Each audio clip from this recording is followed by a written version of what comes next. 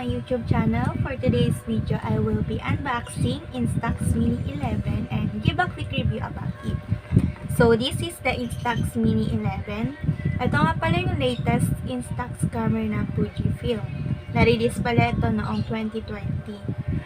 Ang presyo pala nito is 3,998 sa Shopee.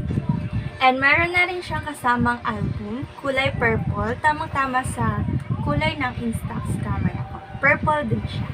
So, let's start unboxing this. So, wala naman siyang sealed, kaya diretso open na lang. So, meron siyang hand strap, kulay purple. So, ilalagay ko to later.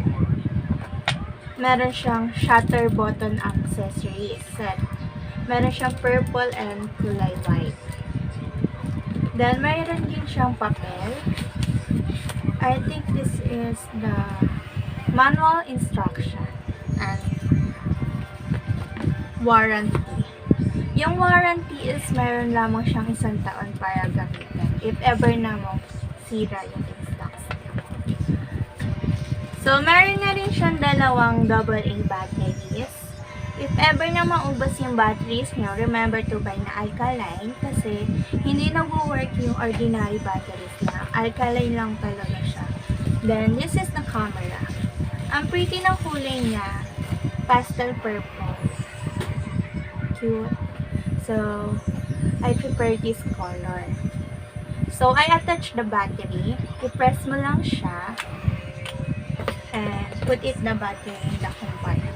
So, if ever kayo maglalagay ng film, ito yung lagayan ng film. So, dapat, ang lagay niya is makikita yung yellow. Yan, yellow. Then, i-close. Meron ditong naka-indicator na kung tama ba yung pagkakalagay niya ng film. Then, sa baba naman nito is meron ding indicator na kung ilang film na lang available sa loob. So, let's start. Then, dito naman sa harap is ito yung power button. I-press mo lang siya ng isang beses as mag-o-open siya. Then, magbiblink yung ilaw dito. Ayan. Pag nag-steady na siya, it's ready to flash na. Then, ito yung shutter button. Ayan. Maliwanag siya. Then, ang nagustuhan ko lang dito sa Instax Mini 11 is yung mga bagong features niya. Like, if ever na gusto nyo mag-selfie, meron siyang nakalagay na selfie mode. I-pull nyo lang siya, then makikita nyo yung selfie mode. Kita nyo ba? Yung selfie mode. Yan. Pwede na kayo mag-selfie. Then, pag ayaw nyo na mag-selfie, back nyo lang siya. Yan.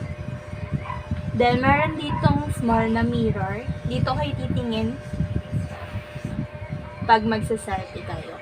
Then, isa rin sa nagustuhan ko dito is yung automatic yung light brightness exposure nito. Unlike sa ibang Instax camera, pero ikaw pa mismo mag-select manually ng exposure brightness niya. So, ayun lang. Ayun lang yung kagandahan sa Instax Mini 11. Automatic na siya. Kahit saan ka pumunta. So, ayun lang guys. If ever na gusto nyo na rin bumili, sa Shopee lang siya nabili. So, ayun lang guys. Thank you for watching. Sana nag-enjoy kayo. And see you on my next vlog. Thank you. Bye-bye.